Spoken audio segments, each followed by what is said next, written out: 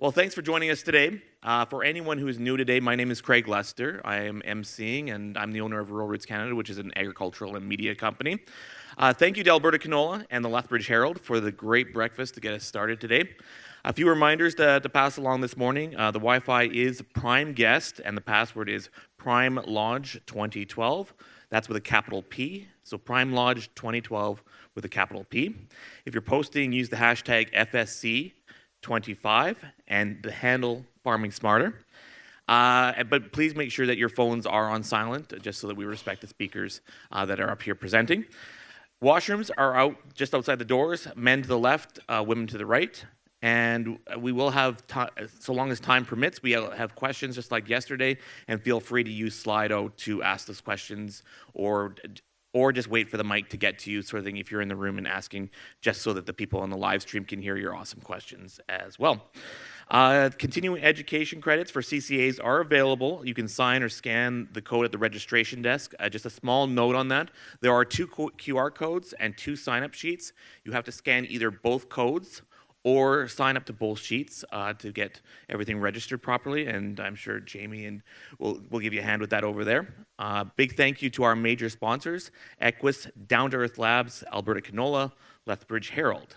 And another reminder, I know I've been preaching on this, but the 4-H auction is ongoing today till just after the 4-H speeches, at which point they're closed. So let's open up our wallets and support. There's some great stuff over here that I know we can use every single day. So. All right, so let's roll into our first presentation this morning. That is with Dr. Stuart Smyth from the University of Saskatchewan. His presentation is called Praise the Prairies Like Should. Dr. Stuart Smyth is a professor in the Department of Agricultural and Resource Economics at the University of Saskatchewan, where he holds the Agri-Food Innovation and Sustainability Enhancement Chair. His research focuses on sustainability, agriculture, innovation, and food. Dr. Smyth publishes twice weekly blogs on these topics at www.safefood.ca. And that is SAIFOOD.ca. With over 160 academic publications, Dr. Smyth is recognized as a leading expert on barriers to innovation and regulatory efficiency. Dr. Smyth specializes in research on regulatory barriers to food security, especially those that restrict investments into new plant breeding technologies, such as genome editing, and that delay or prevent the commercialization of genetically modified and genome-edited crops. Please welcome Stuart.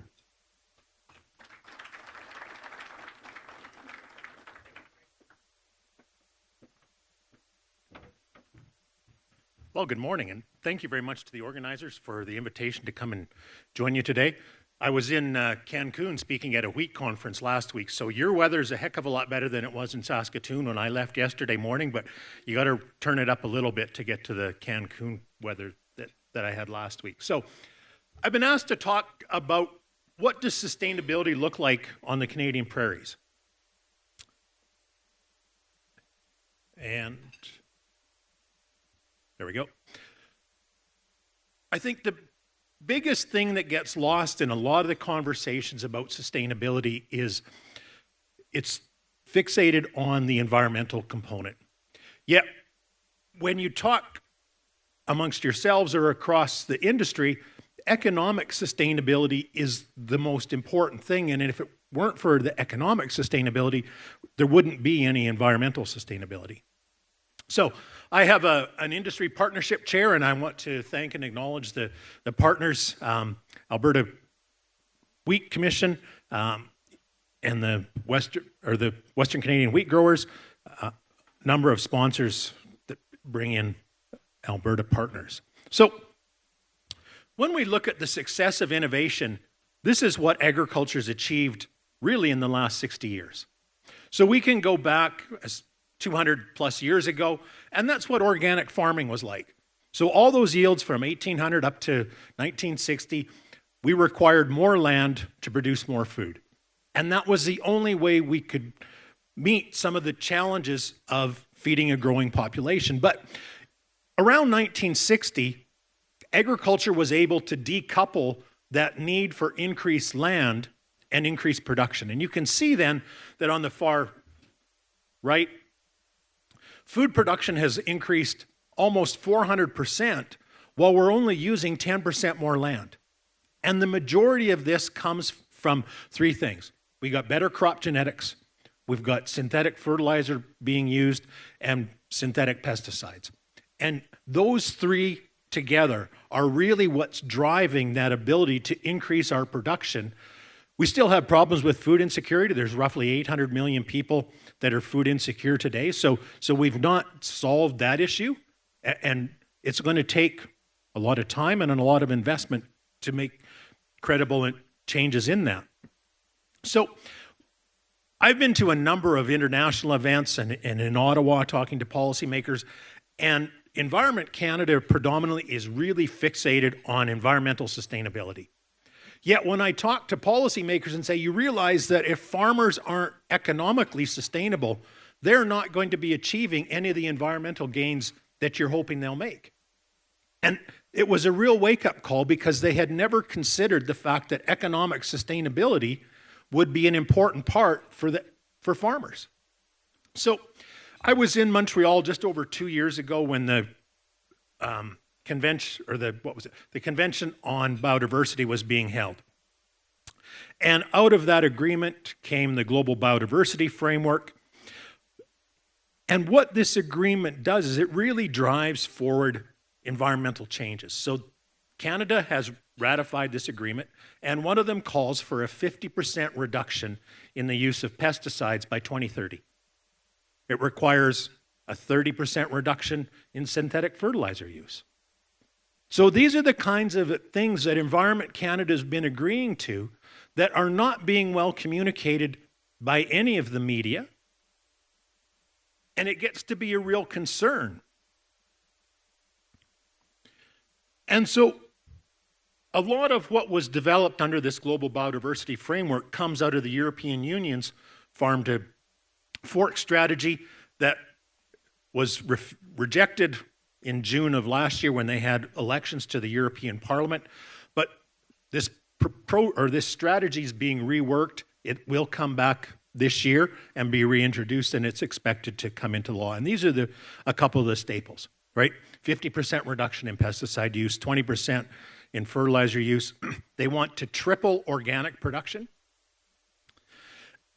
And so in a presentation last summer, I saw the individual or the agency that's responsible for developing the European strategy on how to reduce pesticide use.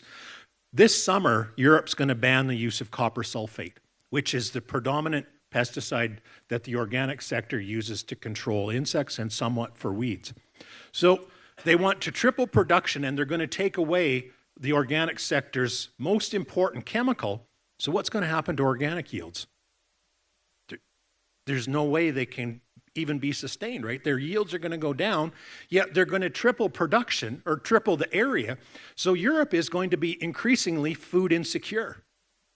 Now, Europe's as wealthy as we are. They can buy food from wherever they want. But what that does is it puts pressure on other developing countries to produce more food to feed Europe. It puts pressure on Brazil to cut down more rainforest.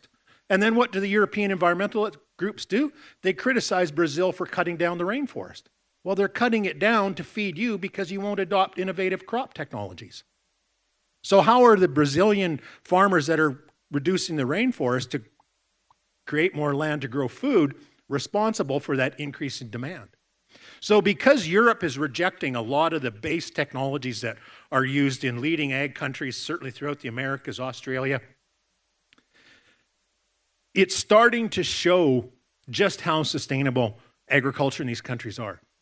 So we've done a lot of surveys around crop rotation practices, and these figures are both from 2016.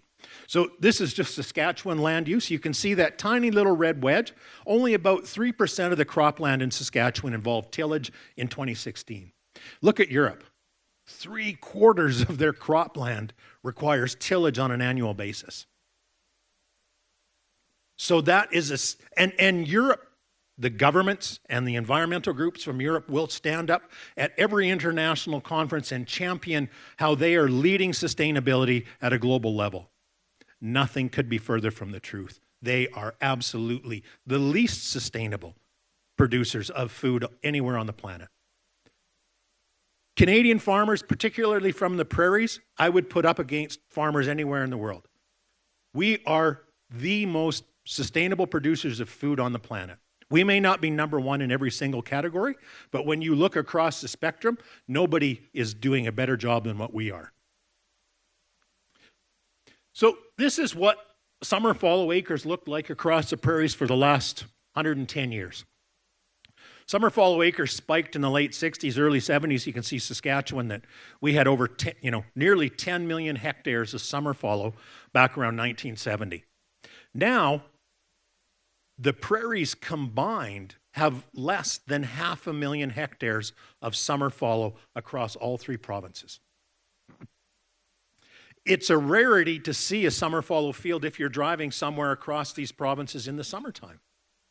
An extreme rarity. So the fact that we've been able to remove this many millions of acres of summer fallow on an annual basis is a good part of why we're so sustainable in the prairies. And then one of the other things that a lot of policymakers and environmental groups never want to talk about is what happens if we start to restrict the inputs that are allowing us to be successful. So I've gone through a bunch of literature on these different crop kinds, and this is what happens if you don't have pesticides available to control weeds, to control insects, or plant disease. You can see that in soybeans, corn, and canola, you could, in an optimal year, lose, or not an optimal year, the worst situation, you could lose 100% of your crop if you had perfect conditions for all three of those. Wheat's a little better, right? Vegetables, only about half would be lost. But this is the evidence that runs against the messaging coming out of a lot of the international organizations. One of the worst ones is the Food and Agriculture Organization. So it's a sub-agency of the United Nations. The FAO believes that the future of food security lies in a return to small farms that are organic producers. That's how they believe that we're going to overcome 800 million people being food insecure today. Go back to small-scale organic production. So it is a fundamental concern because producers here have been demonstrating for 30 years how to successfully transform food systems. 3 years ago, the United Nations, through the FAO, had a massive event in Rome called How Do We Transform Our Food Systems? And this small-scale organic messaging was what came out of that. What I want to talk about today is we don't need to transform our food systems. We have transformed our food systems. We've gone away from tillage and soil erosion and the loss of moisture conservation. We're leading the world in sustainable food systems. The world needs to emulate what we're doing in the prairies as the model for success. So what's driving this? Our research says that the adoption of genetically modified crops and the efficient weed control that was gained from that is really what's driving this transition. Certainly, we can't discount the equipment that was used, right? If we go back into the 70s, there was a number of places across the prairies where farmers were starting to work with this zero-till and developing min-till strategies. That played a role.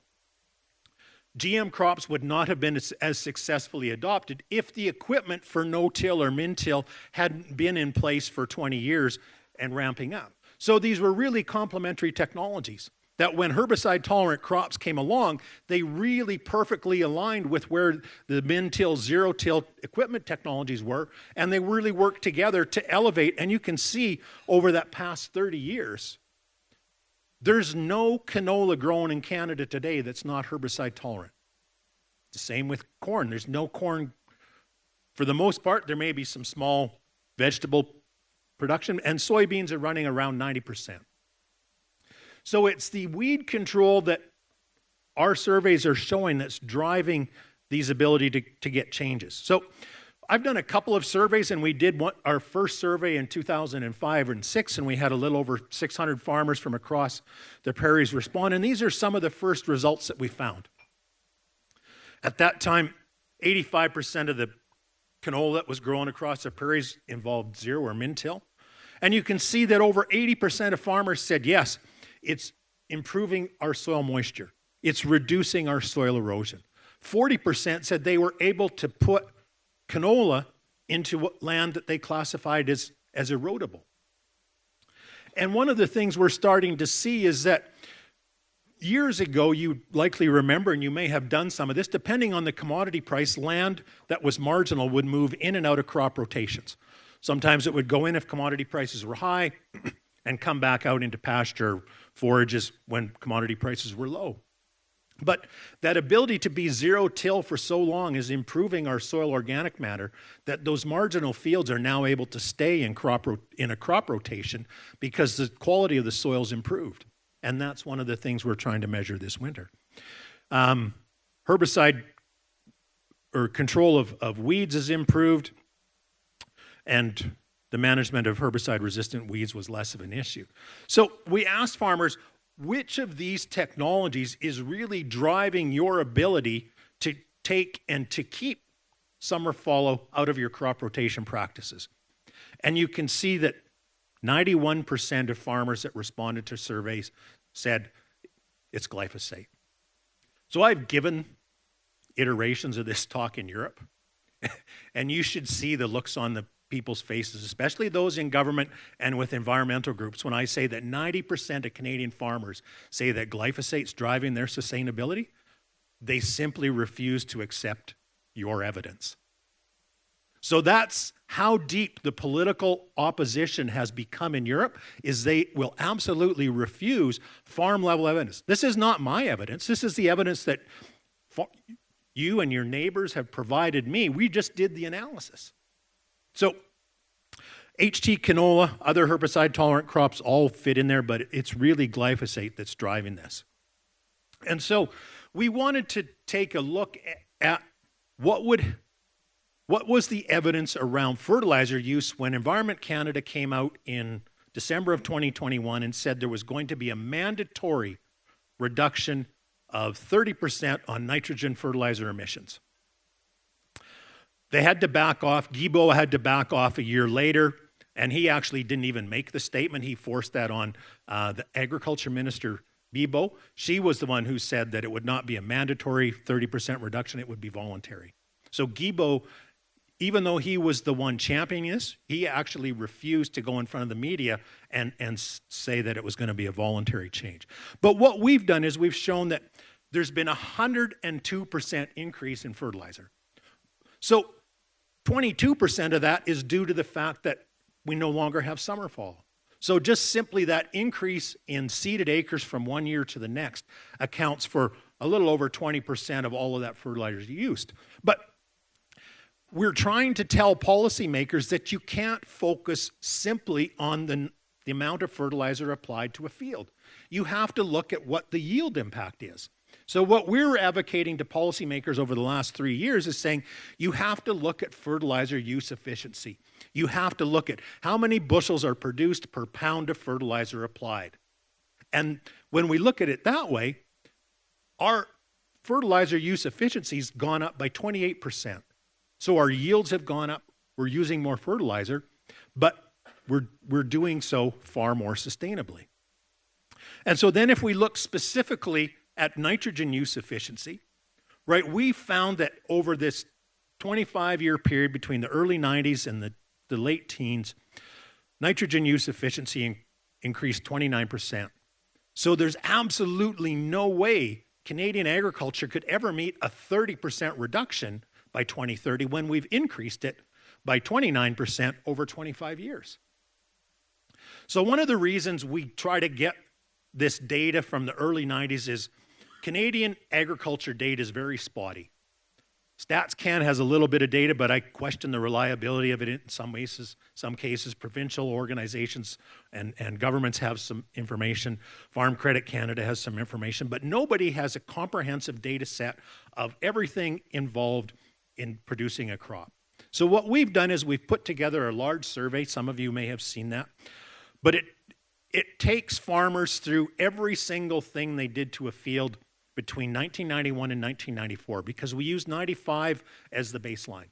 95 was when the first GM canolas were grown on about 30,000 acres in the prairies, and then they were rapidly adopted. So we use that 1995 line to say, okay, this is what crop production looked like prior to that technology being commercialized. So now we've got that data from the early 90s, we've got it from the late teens.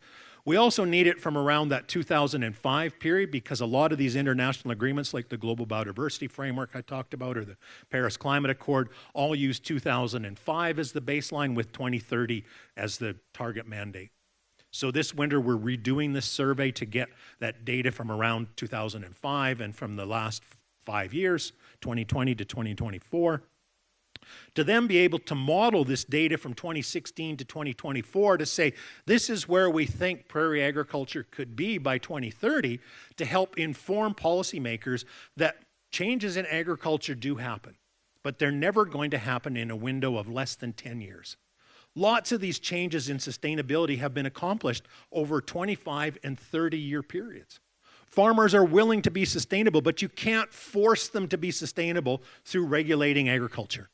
It has to be done based on market incentives. So when we looked at changes in fertilizer, also there was changes in equipment that facilitated a lot of this. So if you think back to 25 years ago, the ability to do in-crop fertilizer applications didn't exist because the equipment technology wasn't there. Some of the very first trials in corn were being done in Minnesota and Wisconsin in the mid-90s, but now that technology's been adopted far more broadly. So again, as part of that sustainability aspect, you can see that in the 90s, 45% of the nitrogen was applied post-harvest. Now, that's down to 31%. So we've reduced those post-harvest nitrogen applications by a third, and depending on your moisture over winter or as the snow melts and you get spring rains, that's reduced that ability for any of those nutrients to end up in the watershed. So again, this is part of our contribution of becoming more sustainable, is that we're keeping more of those nutrients in the field where they're so essential. So one of the things that we've really tried to focus on is doing a better job of quantifying what are the environmental impacts of the pesticides that are being used in agriculture. So the main one that's used is in-crop herbicides. And so what we've done here is we've shown the difference in what the environmental impacts of the top 5 herbicides were in the early 90s versus the top 5 that were used in the late teens. And the main thing is we've transitioned away from those soil incorporated ones that had, some of them had residual effects and could affect what crop you might plant the following year, to virtually all foliar applications. And you can see that the environmental impact of herbicides is down by 65%. Two-thirds. We've reduced the environmental impact of the chemicals we use to control weeds by 2/3. Plus, we're putting on 45% less active ingredient per acre than we were doing 25 years ago, 30 years ago, really. So the Global Biodiversity Framework said it wanted a 50% reduction. We're virtually there. But no policymaker in Ottawa knows this information. I've reached out to CTV, CBC with this article and said, I'd be really glad to do across-Canada interviews on radio or TV talking about this success. How many queries do you think I had from the media to talk about this? Exactly. Not single media in Canada wants to talk to the Canadian public about the success of Canadian farmers. Why is that? I don't have that answer. That's why I'm still going to be doing research to try to figure some of this stuff out. But this really goes a long way to telling that sustainable story. So now we've gone a step further. We've included all of the pesticides. So you can see insecticides, fungicides, every herbicide application you could make. Seed treatment. How many of you remember a few years ago when Environment Canada said we're going to ban neonics in Canada?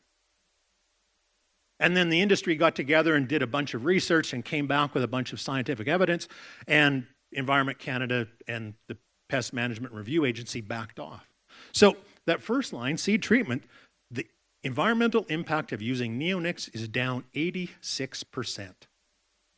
So the environmental groups are still pushing In fact, in January, Eco-Justice, an environmental group based out of Quebec, along with the David Suzuki Foundation and a number of other environmental groups, have launched a lawsuit in Canada seeking to ban the use of glyphosate in agricultural applications. These environmental groups will never give up. So I see some of you are probably old enough to remember some of those early Terminator movies with Arnold Schwarzenegger. Well, the environmental movement is much like Schwarzenegger's robot, right?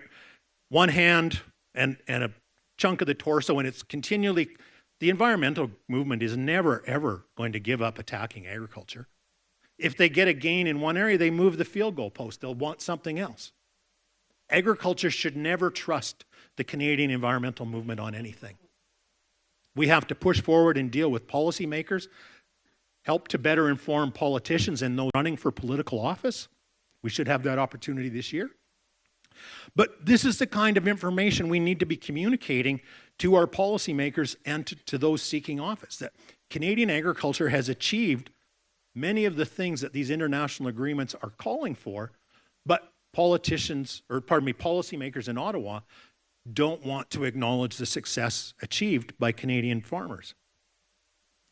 So this is what Ag Canada shows our greenhouse gas emissions to be across the sector. Agriculture accounts for around 10 or 12%. Some of you, if you've been on social media or other media platforms, how many of you have seen the claim that livestock are the leading cause of climate change?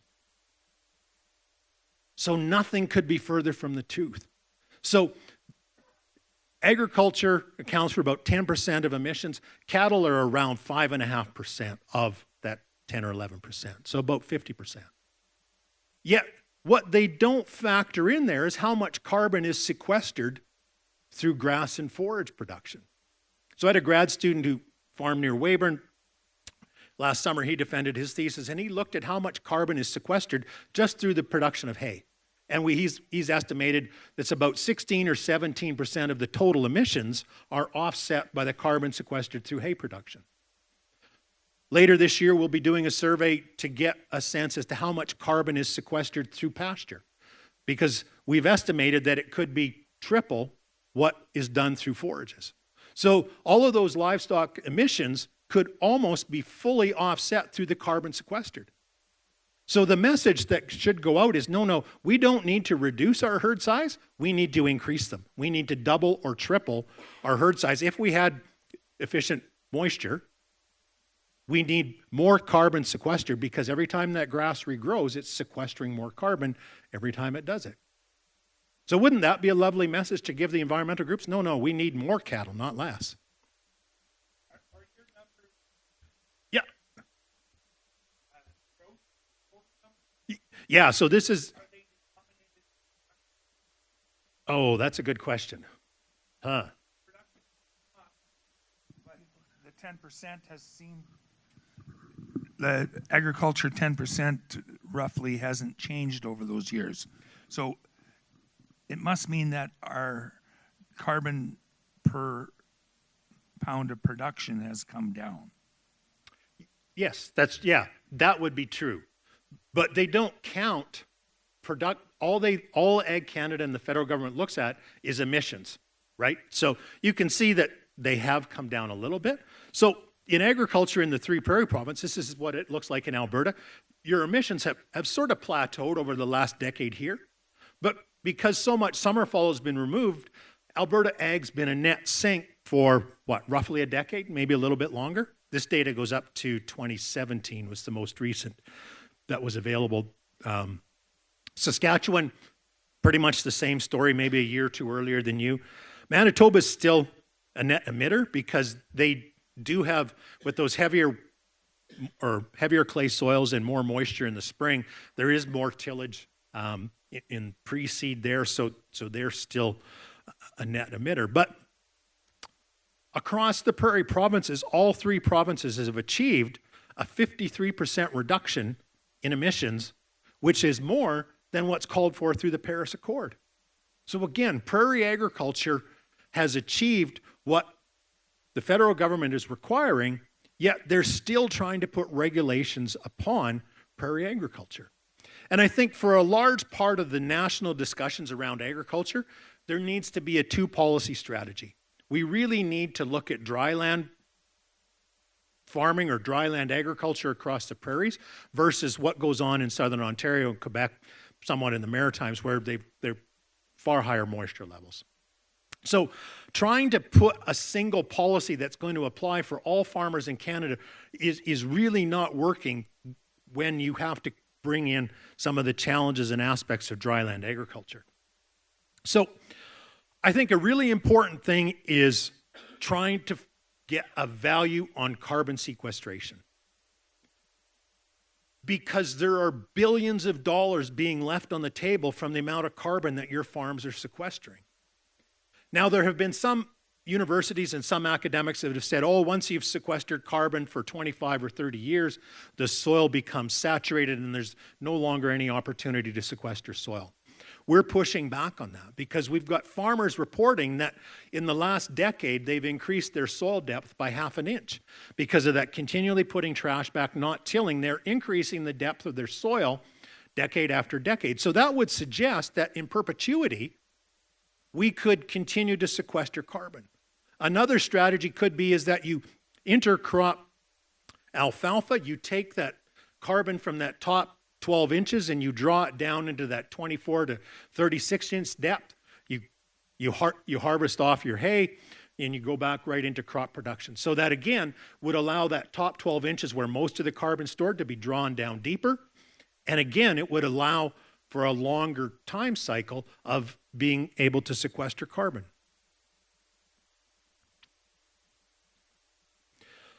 So as I said, agriculture in the prairies is more sustainable than anywhere in the world. But this has to be driven by the economics.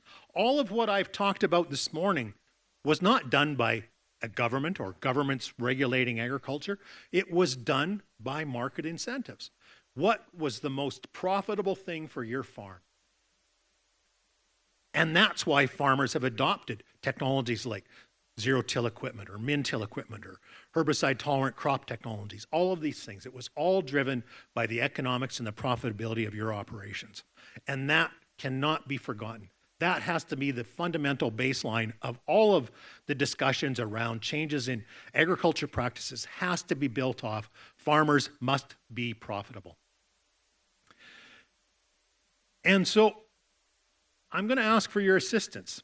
As I mentioned, we're doing this survey. It would be fantastic if you would go to our landing page and register or capture a screenshot of our QR code there. We've got about 75 or 80 farmers, predominantly from Saskatchewan, some from Alberta, a few from Manitoba. But if half of you today would go to our landing page and register, you can put in what week you want to do the survey. So we're going to collect data from 2004, 5, and 6. So we just ask you to pick one field in your operation. Give us your crop rotation data from 4, 5, and 6, and then from 2020 to 2024. And we value your time and your contribution, and we'll pay you $200 for completing our survey. So we realize that you get asked to provide a lot of data, and we want to try and make some small recompense to your time and effort. But the most important thing with the data you're sharing is that I can use this and develop journal articles and get peer-reviewed publications that your industry, your commodity groups, the companies that are providing the technologies to you, CropLife Canada, can use all of this evidence to then advocate and lobby with policymakers to better inform policymakers about the sustainability impacts and improvements within prairie land agriculture. So we've got a bit of time, and thank you so much for your attention and the invitation to speak to you today.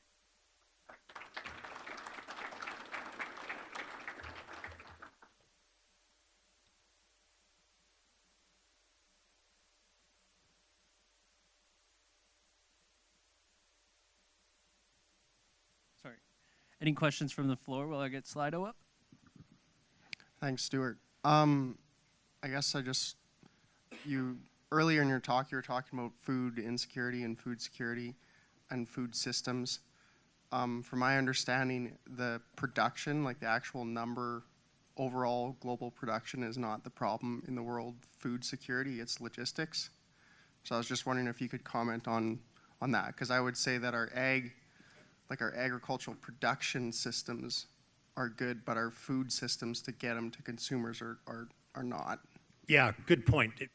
Yeah, definitely at a global level, we're producing enough calories to feed 8+ billion people. The challenge is we got wars and conflicts in a number of countries. So one of the things that I'm seeing is the use of gene editing technologies by particularly universities and public research institutes in food insecure countries. And so they're using the crop kinds that people are used to growing and having as part of their diets. They're gene editing these varieties to increase yield or disease resistance, and starting to get some of these varieties commercialized, which would then increase food production at a local level where it's not going to require, significant transportation or refrigeration costs, because people can consume these products as soon as they're coming out of the field. So I think innovation is going to be more important than ever, but now maybe instead of like a nationwide or a region-wide, it's going to become much more localized in terms of its application.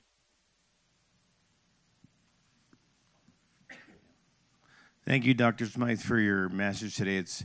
It's very encouraging to get somebody talking about the good things that we've been doing in agriculture in this part of the world. We obviously aren't getting that message out well enough.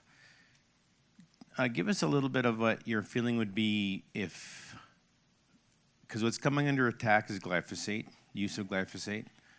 Even with the current administration that's coming in the United States, and I don't want to get back onto that road, but I think there's a real risk that we're going to lose glyphosate in our crop productions, and we have built a world-class food production system, although not recognized, around the use of glyphosate as a molecule. What's life like for us after Roundup? Yeah, that's a tough question. I mean, the big challenge is there hasn't been a new mode of action commercialized in 20 years, roughly. So the loss of glyphosate would seriously undermine our, agriculture's ability to be the sustainable producers, because we've now got, I would say that based on our evidence, we're running at peak weed control efficiency. And if we lose glyphosate, then we're going to take a step down. We're going to be suboptimal in our ability to control weeds. I did catch the last speaker yesterday talking about kochia and some other herbicide-resistant weeds, which are definitely a challenge. But losing glyphosate to control weeds across our crop technologies is going to have a yield impact. There was a paper done about 3 years ago by an economist out of England, and he estimated that if globally glyphosate was removed, it would lead to about a $6.5 billion lower revenue for farmers around the world. So I think that's the reality, right? Is that if a government said we're going to remove glyphosate, that's going to lower the profitability of most of the farms in Canada. And so then how do you'd need to get your MPs and your industry behind talking about how important this technology is for your farm. I think as an ag industry, we need to do a better job of talking about the safety and efficacy of glyphosate. So I said earlier that Europe's going to ban copper sulfate. Copper sulfate is a natural organic chemical, but it's got 4 times the environmental impact that glyphosate does. Yet I see environmental and organic groups saying, oh, we got to ban glyphosate, but the chemical that you're relying on your industry is 4 times more toxic. So these are some of the nuances that I think are going to be really important, is to doing a better job of explaining why glyphosate is used on your farm. And I encourage, as much as you don't want to be on social media, I think that's part of our downfall. We need to have more farmers, because farmers are trusted at 80+% in this country. So the Center for Food Integrity in Guelph puts out an annual report on food trust. Farmers score 80% or so for the last decade that they've been doing this report. But when you burrow down and ask the public about what is your confidence level in things farmers do, so like the use of chemicals, animal welfare, these kind of things, that trust drops from around 80% to about 1/3. So why is it that they trust you as a whole, but when they ask specifically about the things you do on your farms, that trust falls by over 50%? I think that's because the voice of agriculture is not getting out.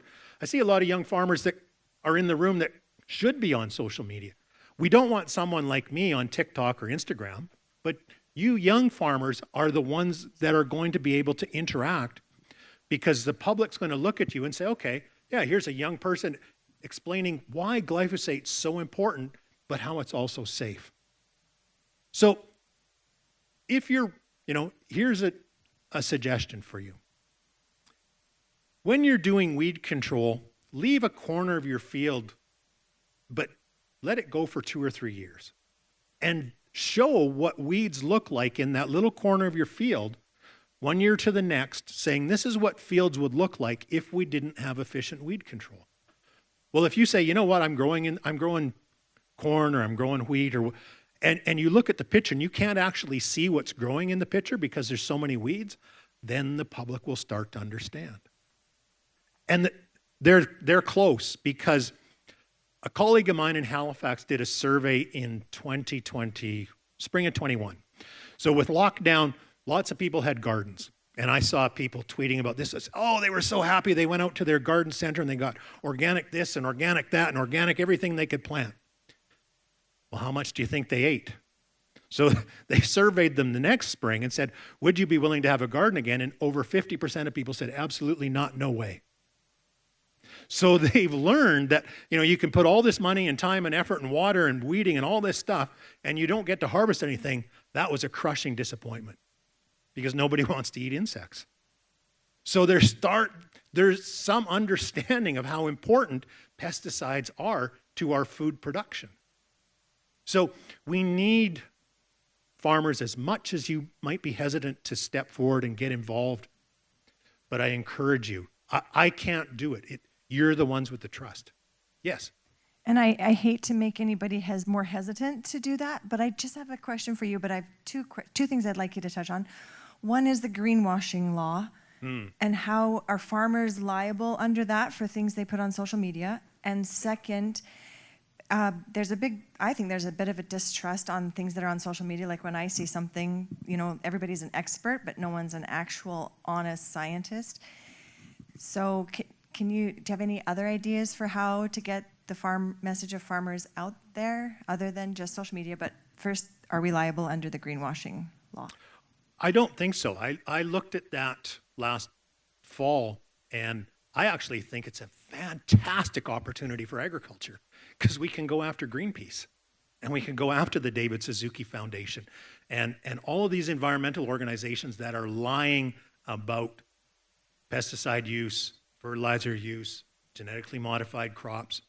All of that information is going to have to come off of their websites. And trust me, the first day that we're allowed to make submissions, I'm going after all of them. So will you be liable? I don't think so, because when I looked at what the changes say, it says it has to be website content. So unless you have a website for your farm and you've got content on there that talks about things, if that was the case, yes, you would want to make sure that you've got a link to the evidence that you're basing your content on. But if you're just putting out, let's say you wanted to do a short YouTube video on what crop production was like on your farm, right? And you spent the whole season taking some short videos and you built together a 2-minute video at the end. No, you would not be required to have any type of evidence, unless, you could put it in at the end, but really what you're doing is documenting your process, not creating standalone content on a web page the way environmental organizations would be. So think outside the box. Lots of millennials today watch YouTube. So it's not just about being on Facebook or Twitter or these other platforms. It's also writing to your local newspaper. I saw a Twitter post in the fall. I showed my students. It said that Did you know this? Pigs are not a natural animal. They said, you go back in time, there was no pigs. This individual posted that said pigs are a cross between muskrats, bobcats, and hyenas. Now, I grew up on a farm in southeast Saskatchewan. I didn't see a lot of bobcats. We knew they were around. We saw lots of muskrats, but in all my years, I never saw hyenas running around on the prairies. So, I mean, this is the kind of misinformation that gets out there, but we don't push back against it. Now, you may not want to push back and just, say, you know what, I'm posting things I do on my farm that leads to improved sustainability. And you can block people from, because I think that's one of the fears. When I talk to my students, they said, well, we're not willing to post stuff because we don't want to be attacked by someone. I get attacked. An organic activist in Ontario threatened to sue me last week because I was raising the question of why is an organic farmer so threatened by the fact that a lot of the organic produce in Canada is not organic.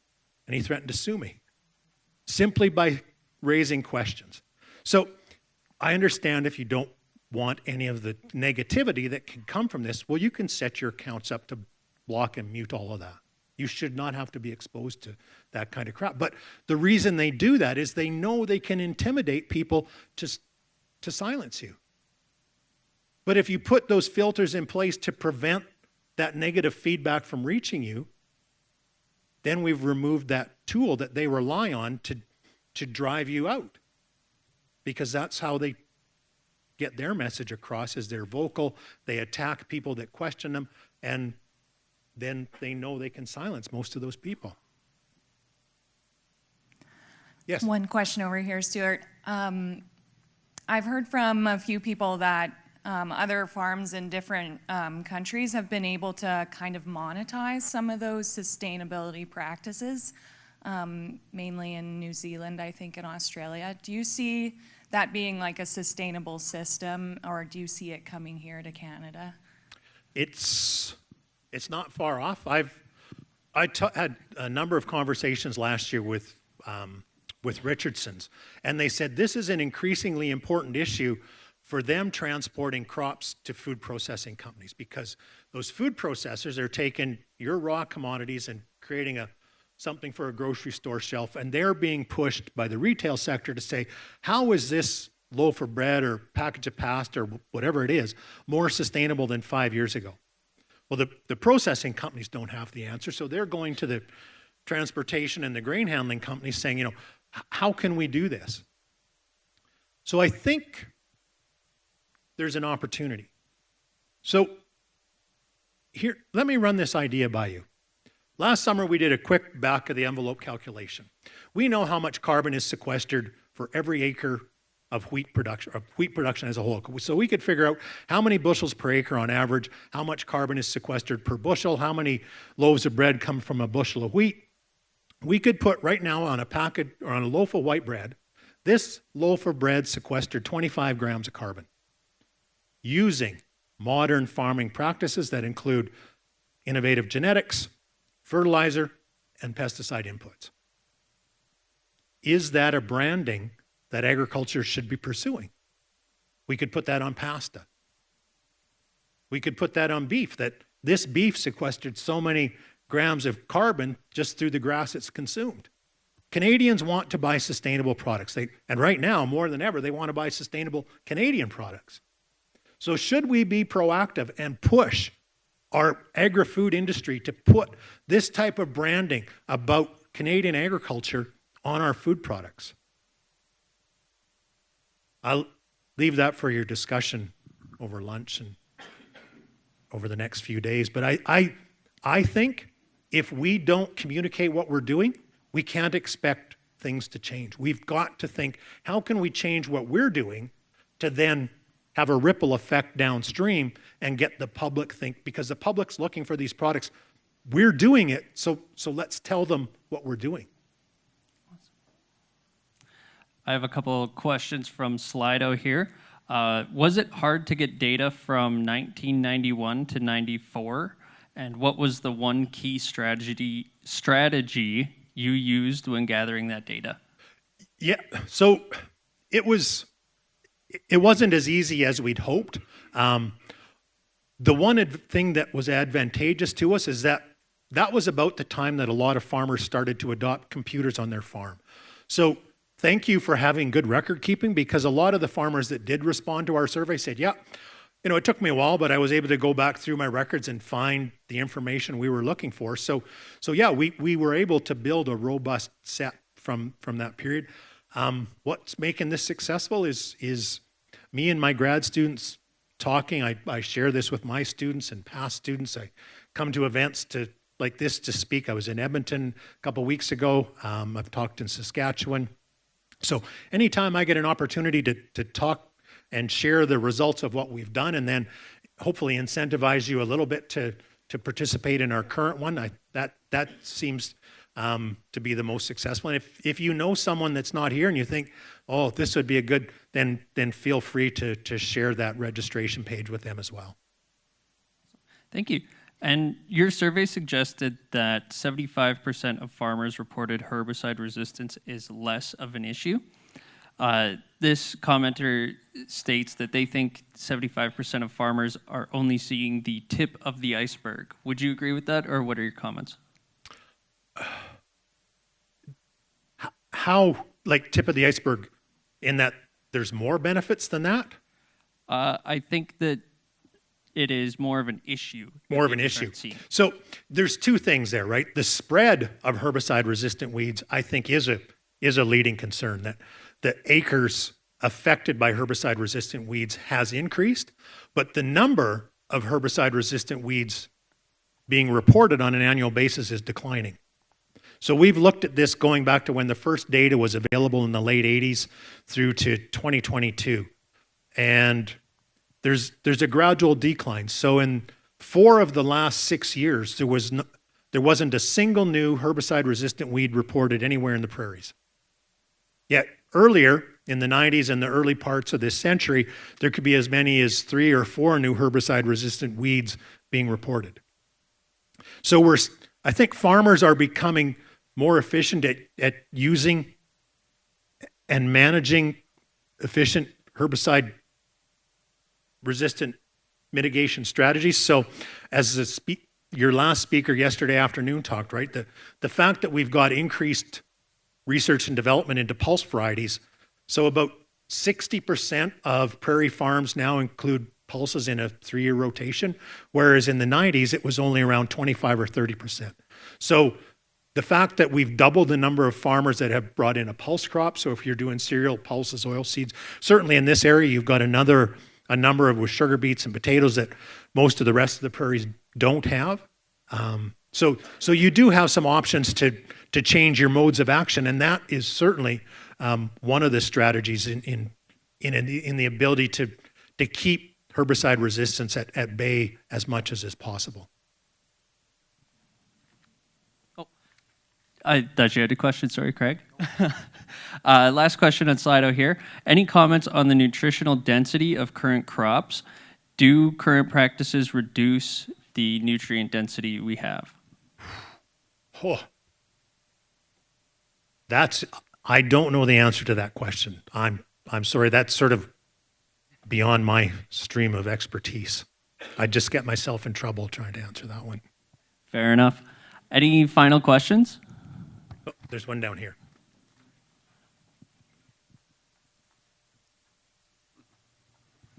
Thanks for coming, Stuart. Ken Coles here. I found you after traveling to Europe and seeing firsthand how their agriculture's running. Not to offend anybody, but I have a growing hate for accountants. Are there any sponsors here? No. And it's not just accountants for financials, but we have this obsession with numbers, and it's never the whole picture, right? Whether it's carbon accounting or even financial accounting.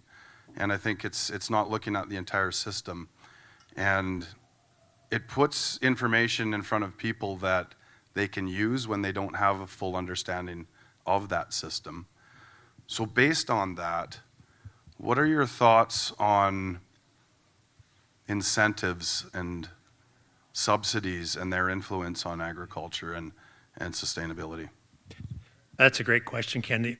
Many of you may, what was going on in just about every major European city this time last year? Yeah, right?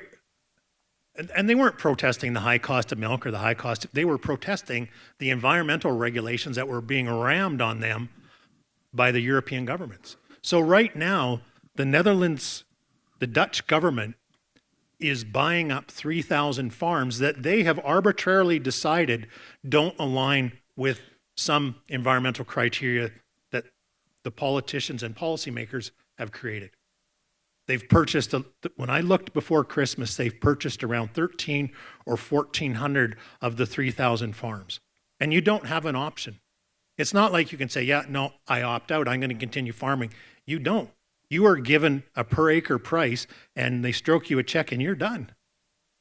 So my concern is that Europe has gone completely the wrong direction. As you say, they're fixated on trying to reach some end target by 2030, and they think the planet's going to blow up if they don't get to that target, and they're throwing agriculture under the bus to get there. Their subsidies mean they don't have to have efficient technology, right? They're pushing back against genetically modified crops and gene editing crops. They don't want these technologies to come into the marketplace because then producers would be more efficient. They would require less subsidy and they would lose control over it. The subsidies give the environmental groups and the politicians control over agriculture. Now, certainly in terms of disaster relief or risk mitigation, the programs we've got in place are very effective. It's not possible for a government or an environmental group to throw agriculture under the bus through that. But through their production subsidies and their land management subsidies, that really brings agriculture under the control of organizations outside of agriculture. And that's the one thing that I would never, ever want to see in Canadian agriculture. And they're really fighting, the increase in farm size. I know when I was growing up in the 70s, a lot of the farmers that were retiring in my area were the ones that started farming after World War II. And they farmed for their 30 or 40 years with half a section or 3/4 of land. And they made a good living. And then they retired.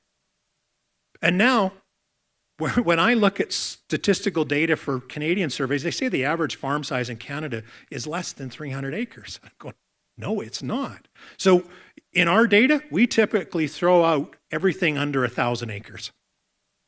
Our data, when we're comparing to national averages, we start at 1,000 acres and up because that's representative of prairie agriculture.